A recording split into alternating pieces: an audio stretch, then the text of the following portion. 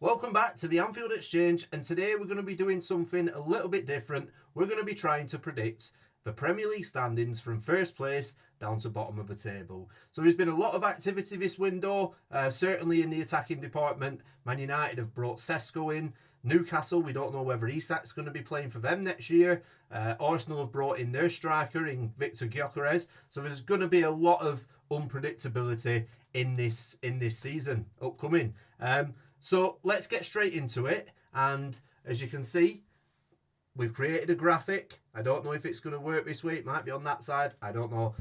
But we'll see. And in 20th place, this could be a bit of a shock. I'm not too sure. I think Brentford for me. I think Brentford could finish smack bang bottom of the table. And the reason I think that is they've got Keith Andrews in charge at the minute. I believe they'll change a manager before Christmas. I can't see somebody with no Premier League experience as a manager coming in and being able to do a similar job to say what Thomas Frank has done. A lot of the managers in this league are a lot more experienced than Keith Andrews. But not only that, they seem to have lost their best players as well. Matheus Cunha, ignore that. Brian Buemo has gone to Man United. Visser looks like he's on his way to Newcastle. They've also let Norgard go to Arsenal, who is Brentford's captain. There's also rumours circulating around Nathan Collins as well. So there's a lot of problems, I think, at Brentford, and I really do think they might struggle this year. Next up in 19th, I've gone for Leeds. Now, a lot of people seem to think that Leeds are going to stay up this season, and for me, I'm not too sure. Daniel Farke's a manager still. I know there was murmurs that he might be losing his job towards the end of last season once Leeds have already been promoted, and I think that's a big part of why I think Leeds might go back down. Daniel Farke has had a few cracks of a whip with Norwich. He's not managed to keep them up. I don't see things changing, to be honest. I think his level is a championship manager, with all due respect. I don't think he's quite there to be a Premier League manager, and I think Leeds concede too many goals as well. Not so much last season in the Championship, but history tells us from recent years when they've been in the Premier League, they're very, very leaky at the back. So yeah, I think Leeds might struggle and they will finish in 19th. In 18th, I'm going for Burnley. So I was a bit torn with this one between Burnley and Sunderland. I think Burnley have made some very good signings, to be fair. They've brought in Armando Broja, Kyle Walker, Dubravka, the young left back from, was it PSV or Feyenoord, Hartman. Marcus Edwards has signed on a permanent deal as well. And the matey from Chelsea, Uguchukwa, I can't say that. But I think they've made some good signings, and a lot of them have played Premier League football before. I think Martin Dubravka could be a brilliant replacement for James Trafford, who obviously left for Man City. Scott Parker's in charge.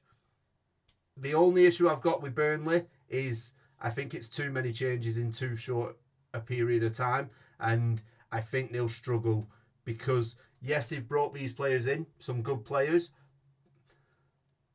but they're not players that have, I don't know how to say this, they're not players that have come into the Premier League and taken the Premier League by storm. I know Armando Broja had a good season probably 3-4 years ago now when he was on loan to Southampton.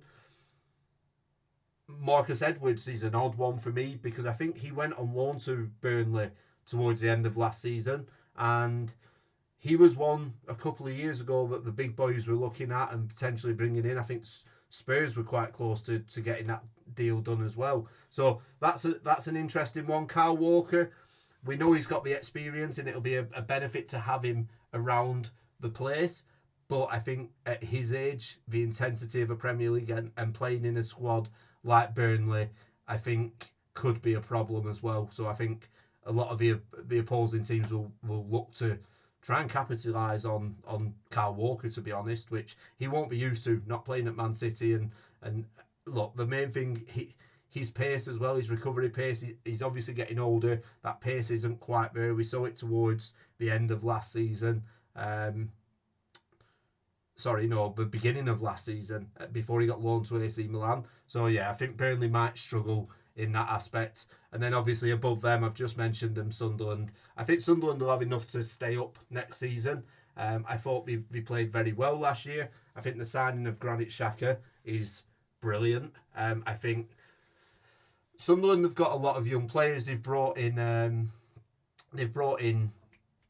Diarra and Adingra, and I think Granit Xhaka is going to be the glue that sticks all that together. So I think they've got enough about them to just pip Burnley to 17th place.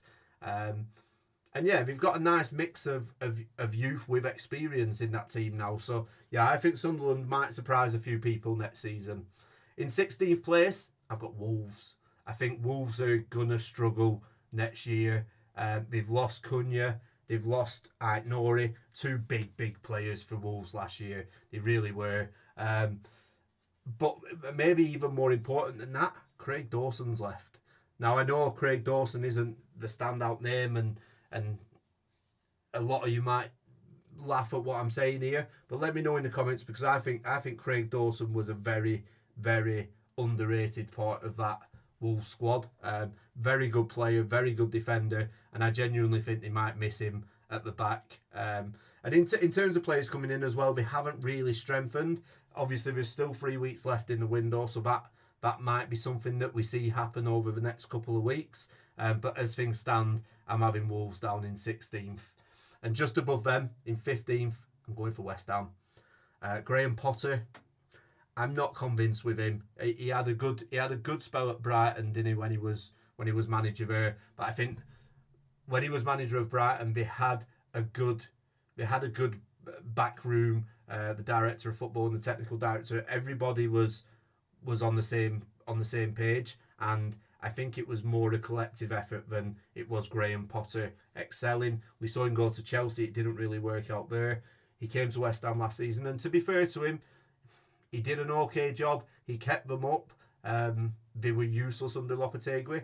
But I think Graham Potter, yeah, I'll be surprised if he's a long-term manager for West Ham, because I just don't see what he brings to the football club.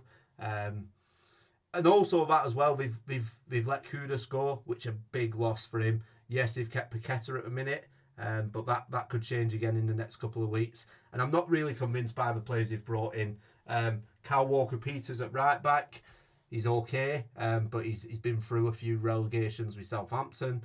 Callum Wilson, he couldn't really stay fit at Newcastle. I believe that's on a pay-as-you-play deal, so I think that could benefit him. But I did hear that he's on £6,000 basic salary, and then for every appearance he makes, I'm sure I heard he gets like 90 grand. So you never know. He's a good player when he's fit. I just don't think he's fit enough. Maybe the pay-as-you-play contract might change that. But yeah, I'm not convinced by West Ham this season. So I've got them down in 15th. In 14th place, I think this team will struggle this year, and it's Bournemouth. I think Areola's a very good manager, and I hope they surprise me, to be fair, because I quite like Bournemouth as a club, but I think he's got a big job to do. They've lost, obviously, Kirkes, Dean Huyson's gone, Zaborni's just gone.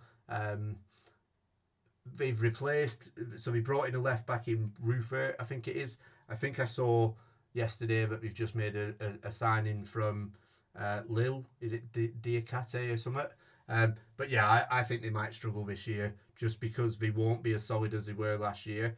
We've still got players going forward that can hurt teams. Semenyo, Justin Kluivert was brilliant last year, but Evan Nilsson as well. He can only benefit from having a full season in the Premier League. I know he picked up that injury last year, but he looked to be returning to form towards the end of the season. But yeah, I worry for Bournemouth this year. I think 14th is around where they'll be. I don't think they're going to be in the top half this year, unfortunately. 13th place, another team that I think might struggle in comparison to last year, and it is Brighton. We have mentioned them. João Pedro's left for Chelsea. Again, I think that's a massive loss. I think Brighton's problem, though, and we know how it works. We've seen it. We sold Caicedo, we sold McAllister. Brighton are very good at bringing in young players and selling them for profit. I think there's too much of a focus on that this year. They've brought in the young centre back Capolo, is it? They've brought in a young striker as well. I worry for Brighton that potentially they're putting too much focus on the long game of making profit, that they're sort of taking one eye off what they need to do in the Premier League. But it'll be interesting to see, because they have got some good players. Mitoma returned to form last season. I'm trying to think of any players that they've got. Baleba, potentially, that could be another issue. He's currently in talks with Man United, we believe.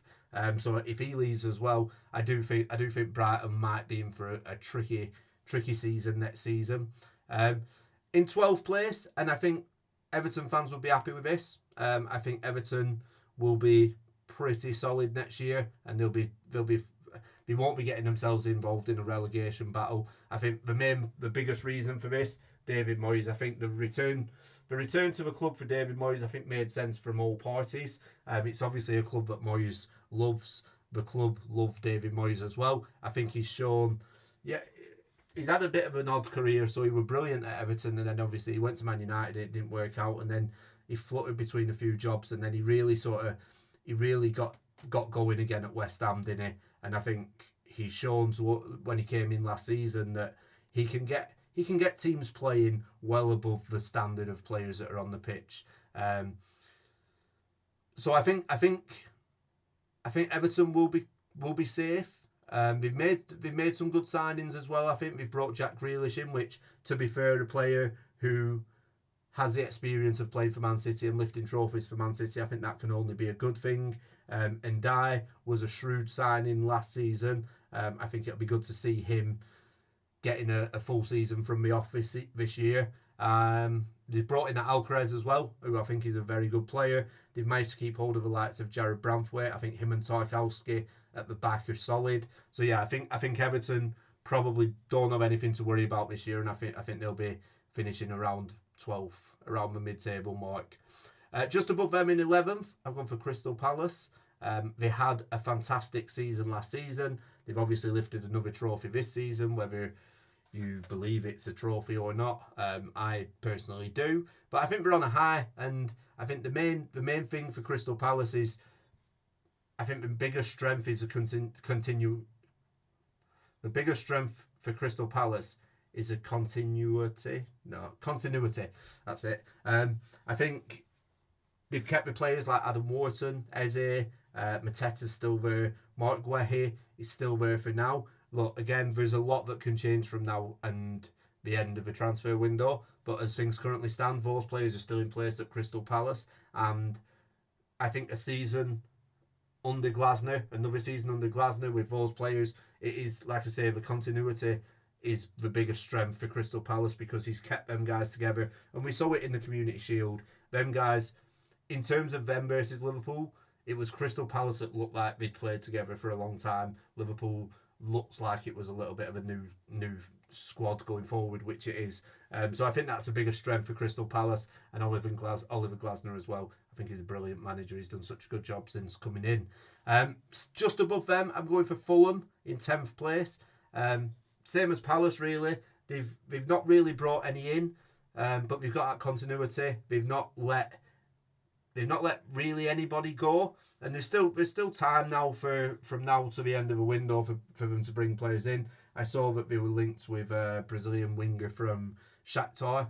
I don't remember what his name is, but I think it was about 35 million. So they're obviously active in the window. They're looking to bring players in, but I think Marco Silva is a very good manager. I think he's shown he's got the nous for a Premier League, and he's very good.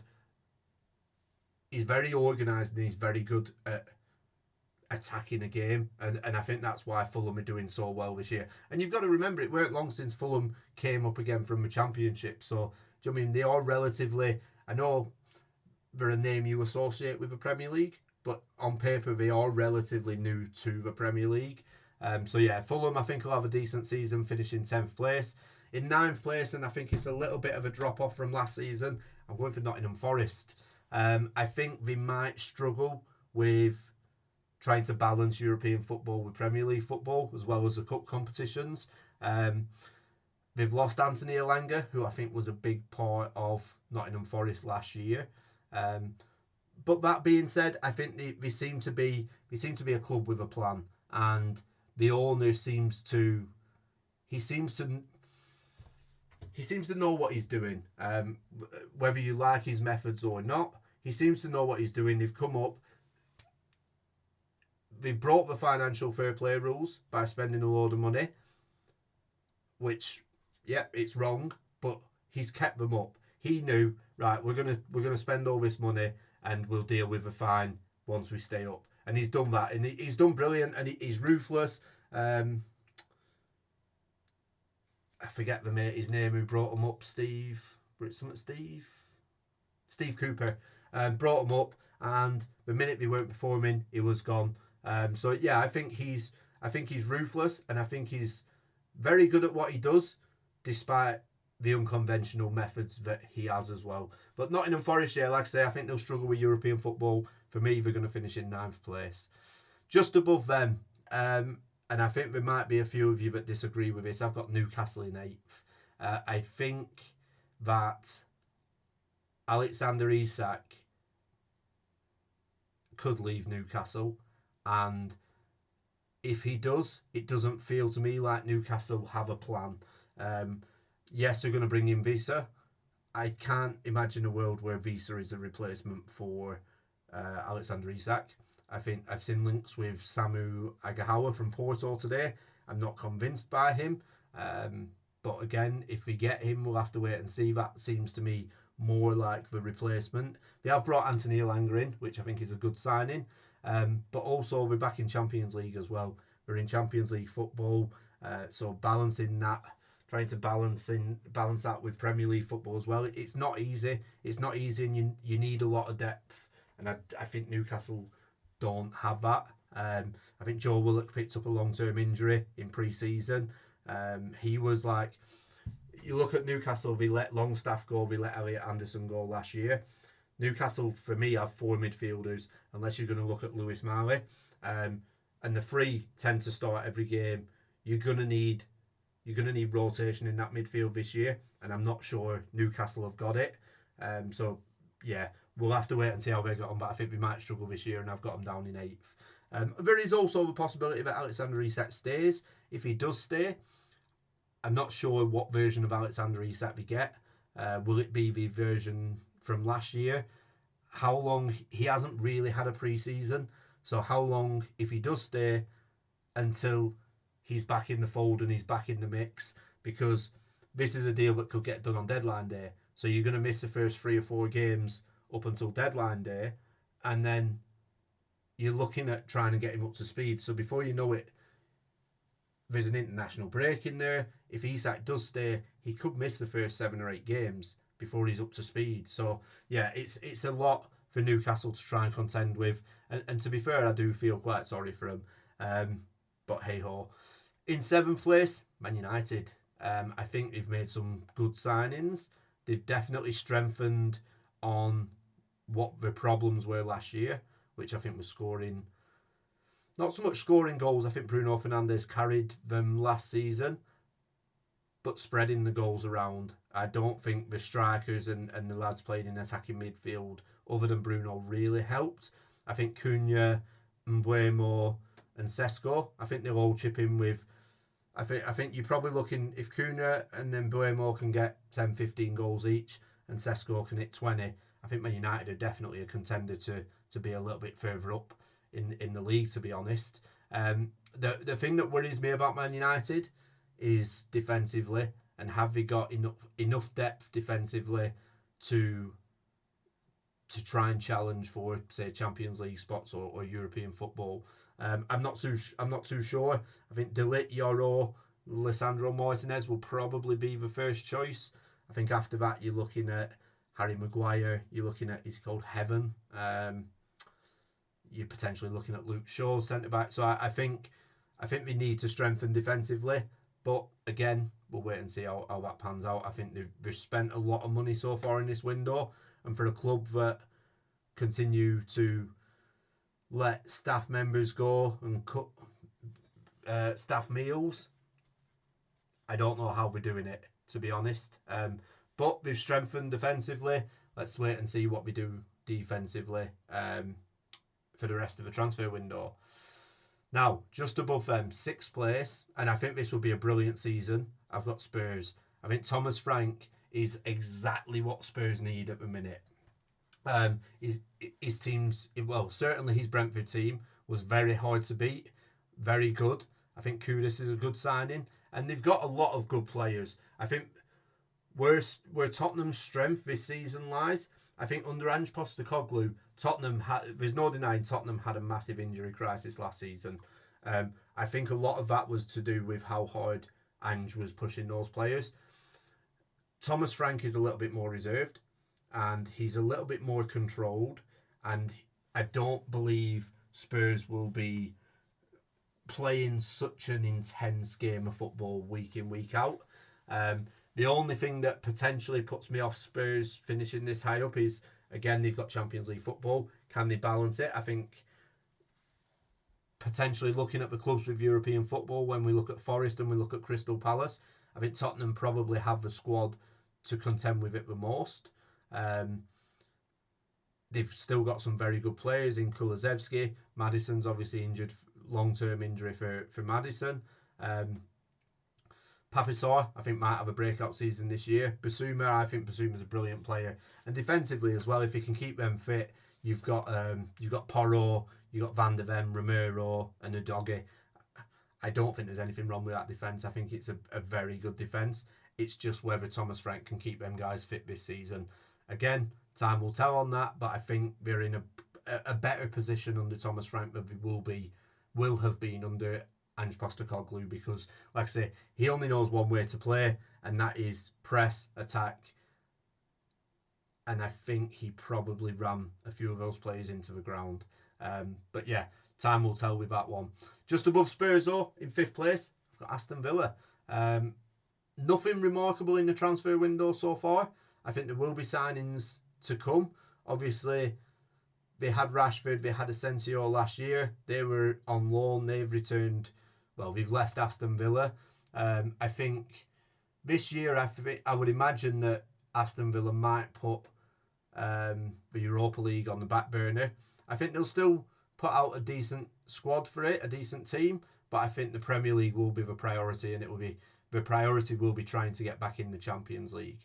But what I will say is Unai Emery is one of the best managers in the league. He will get everything out of that squad, and he will be very, thereabouts come the end of the season.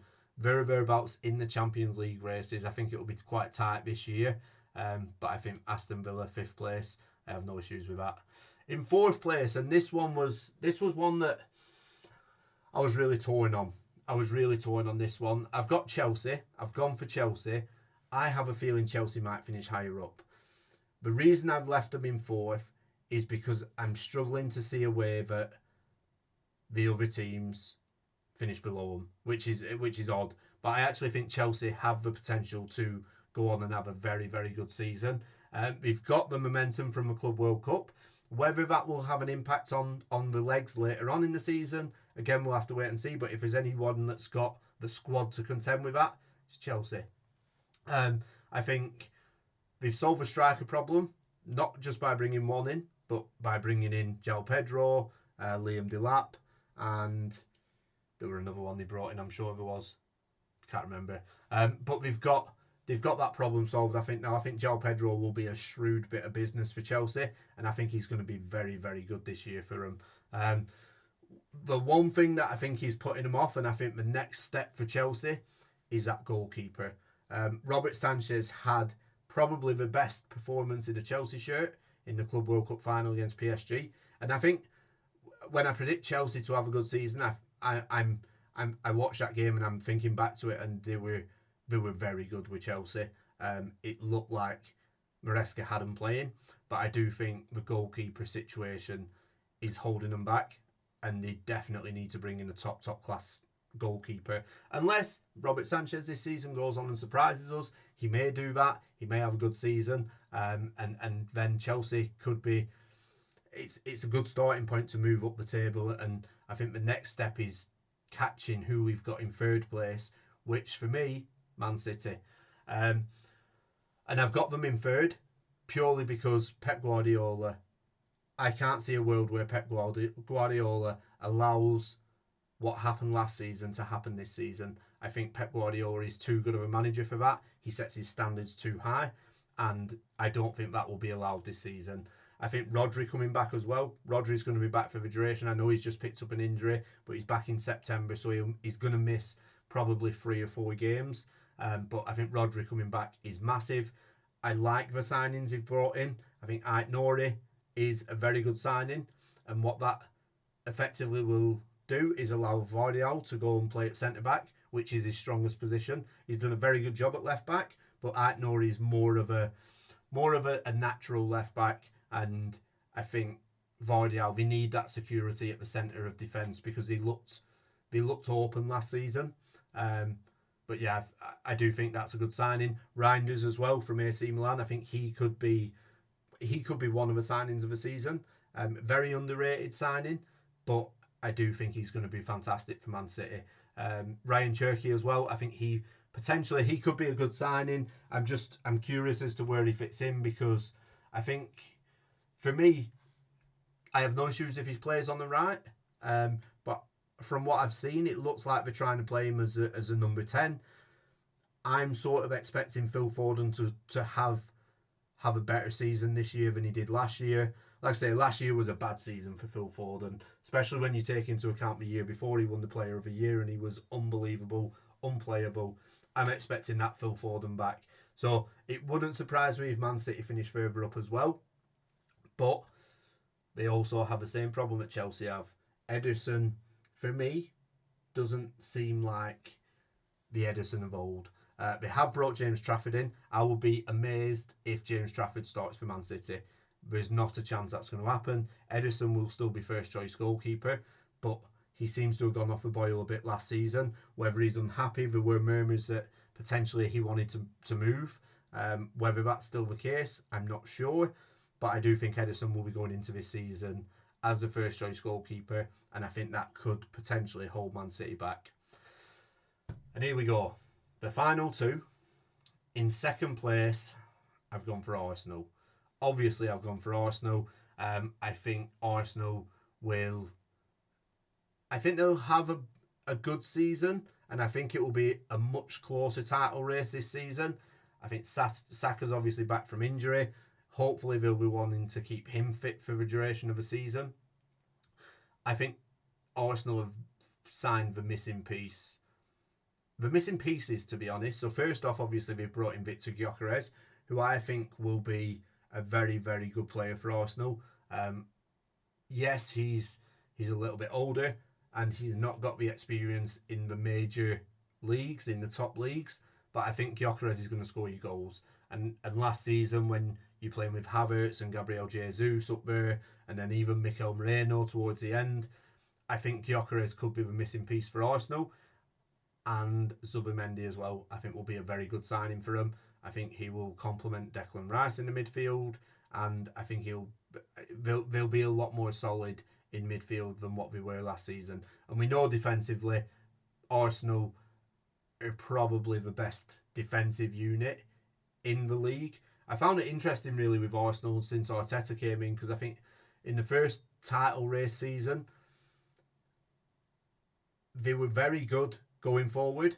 I think this is 3 years ago, is it? They were very good going forward and weak at the back. Then in the second season, it sort of took a turn and they were solid defensively, but we weren't too good going forward. And then last season, I think they were closer. They had that solidarity at the back still. I think we got unlucky with injuries last year, did Arsenal. And look, you can never anticipate injuries. Again, similar to the Tottenham situation, I don't know what Mikel Arteta's doing in training, but we seem to pick up a lot of muscle injuries last year. But yeah, unfortunately, I've got Arsenal in second place, which means the champions, Liverpool. I think Liverpool will be champions again, number 21. And the reason I say that is we've lost players. We've lost Trent Alexander-Arnold, but he's the only really first-team player that we've lost. Diogo Jota, obviously everything that's happened there. But we've spent very, very well. And the players we've brought in are world-class players. And it's very different from, it feels very different from when Jurgen Klopp was manager, because it felt like Jurgen Klopp had the ability to turn average players into superstars. I don't see that same pattern under Arne Slot. And that's not a diss to Arne Slot. That's not me saying that he can't take an average player and turn him into a superstar. I think he's shown that he can with Ryan Gravenberch.